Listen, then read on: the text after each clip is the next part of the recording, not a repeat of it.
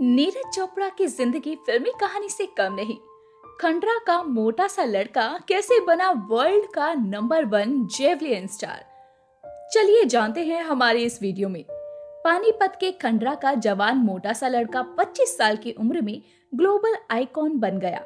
नीरज चोपड़ा ने world athletes championship में ऐतिहासिक गोल्ड मेडल जीता। नीरज चोपड़ा का जेवलिन की दुनिया में धमाकेदार प्रदर्शन जारी है।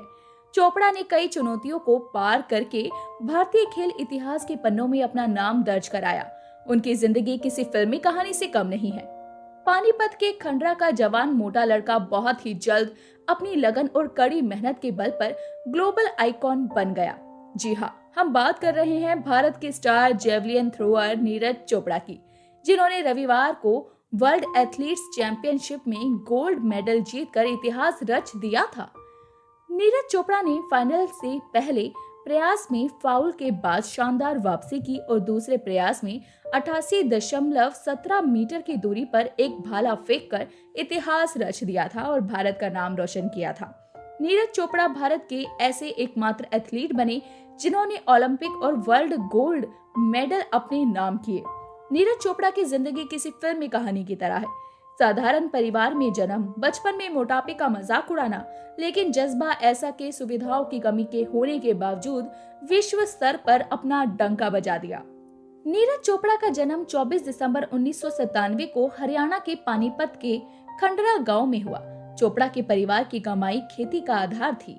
नीरज की 2 बहनें हैं। नीरज चोपड़ा ने चंडीगढ़ में दयानंद एंग्लो वैदिक कॉलेज से ग्रेजुएशन पूरा किया। वो पंजाब के जलंधर में लवली प्रोफेशनल यूनिवर्सिटी से बीए का कोर्स भी कर रहे हैं। नीरज चोपड़ा बचपन में काफी मोटे थे। उनका इस कारण काफी मजाक भी उड़ाया जाता था। पिता ने मदलोडा में उन्हें जिम में भेजा और बाद में वो पानीपत गए। जयवीर चौधरी ने नीरज चोपड़ा को जेवलिन फेंकने की प्रतिभा को पहचाना और जब वो पानीपत स्पोर्ट्स अथॉरिटी जाते थे तो वो नीरज के पहले कोच भी हैं। नीरज चोपड़ा ने जेवलिन की दुनिया में बहुत जल्द अपनी पहचान बनानी शुरू कर दी। उन्होंने 2016 में IAAF वर्ल्ड अंडर 20 चैंपियनशिप में गोल्ड जीता। पोलैंड में अंडर 20 में रिकॉर्ड बनाया और वो ये सम्मान हासिल करने वाले पहले भारतीय एथलीट बने। इसके बाद भी उनका जज्बा कायम रहा। चोपड़ा ने 2017 में एशियाई चैंपियनशिप और 2018 में कॉमनवेल्थ गेम्स और एशियन गेम्स में खिताब जीते। नीरज चोपड़ा 2019 में वर्ल्ड चैंपियनशिप में हिस्सा नहीं ले सके क्योंकि वो अपनी कोहनी की चोट से परेशान थे। फिर उन्होंने वापसी की और दक्षिण अफ्रीका में टोक्यो ओलंपिक्स के लिए क्वालिफाई किया। टोक्यो ओलंपिक्स में गोल्ड जीतकर इतिहास रचने के बाद नीरज चोपड़ा ने एक और बड़ी उपलब्धि हासिल की। उन्होंने 2022 WAC में सिल्वर मेडल जीता। वर्ल्ड चैंपियनशिप में 2003 में अंजू बॉबी जॉर्ज के बाद ये भारत का पहला मेडल था। भारतीय आर्मी साउथ एशियन गेम्स में नीरज चोपड़ा के प्रदर्शन से काफी प्रभावित हुई। चोपड़ा को आर्मी में राजपूताना राइफल्स में जूनियर कमीशन्ड ऑफिसर की नौकरी दी गई। नीरज चोपड़ा को नायाब सूबेदार का रैंक दिया गया, जो कि एथलीट्स को आसानी से नहीं मिलता। 2016 में JCO के रूप में आर्मी में चोपड़ा को शामिल किया गया और फिर ट्रेनिंग के लिए छुट्टी दी गई। 2018 में उन्हें अर्जुन अवार्ड मिला। 2020 में गणतंत्र दिवस सम्मान मिला, जो कि विशिष्ट सेवा मेडल होता है। 2011 में मेजर ध्यानचंद खेल रत्न अवार्ड मिला।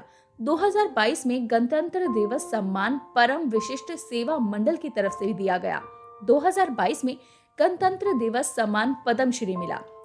अब नीरज चोपड़ा के प्रदर्शन से भी लोग इसी प्रकार के भाव जोड़ पा रहे हैं। नीरज चोपड़ा ने भारतीय एथलीट्स में खुद को बुलंदियों पर पहुंचा लिया है।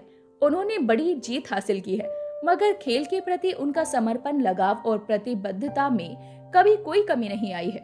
नीरज चोपड़ा सर्वोत्तम उपलब्धियां हासिल करने के बावजूद जमीन से जुड़े हैं। नीरज चोपड़ा ने प्रेस कॉन्फ्रेंस में कहा, थ्रोअर्स की कोई फिनिशिंग लाइन नहीं होती है। इससे उन्होंने लगातार अपने प्रदर्शन को बेहतर करने की बात कही। नीरज चोपड़ा को प्रोत्साहन देश को गर्व कराने में मिलता है और वो चाहते हैं कि वैश्विक स्तर पर युवा भारतीय एथलीट्स को बेहतर प्रदर्शन के लिए प्रेरित करें।